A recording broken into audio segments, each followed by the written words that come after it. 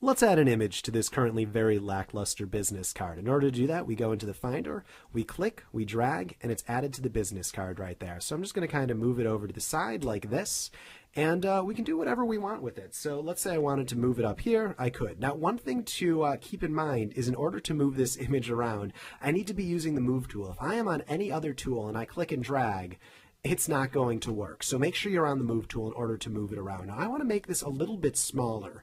And in order to do that, we need to use the Transform tool, which is actually not a tool at all. It is going into Edit and clicking on Free Transform. Now pay attention to this right here. Over here, it says Control T, which is to say if I were to hit Control T, I could get the same thing to happen. I don't want to overload you with more shortcut keys, so we're just going to go into Edit, Free Transform. When I do that, a box appears around this image, and I can click on a corner. Notice how the cursor changes when I go to the corner.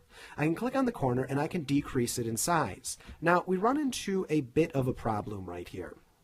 And that problem is it is changing in size, but it is also disgustingly misshaping itself. So I am going to undo that just by hitting Escape and try it again. I'm going to go to Edit, Transform, Free Transform, and hold it. Only this time, instead of just holding it, I'm going to press Shift while holding it.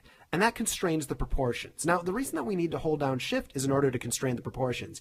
If you press different shifter keys, so Shift, Alt, Control, on just about any tool, they're going to adjust the options of what you're able to do. So for instance, on this tool, if you were to try pressing Alt, or if you were to try pressing Control, there's all sorts of other things that you could do. Now, in this case, we don't want any of this, so I'm just going to press Escape.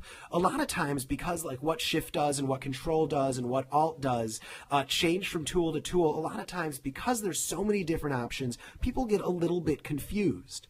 And what I'm telling you is if you try to constrain the proportions and instead you get this happening, don't worry about it. Just hit Control Z to undo and try a different tool. Try a different key. So if you pressed Alt instead of Shift, no worries, just hit Control Z to undo it. And then if Control didn't work and Alt didn't work, hit Shift and that will work. So really all you need to remember is that there are modifier keys that affect each of the tools. You don't need to memorize Control does this, Shift does this, Alt does this. Just remember that there is a key that allows me to do this, and try one. If it doesn't work, just press Control Z and try the next one. You don't need to memorize all of this at once. So this looks pretty good to me.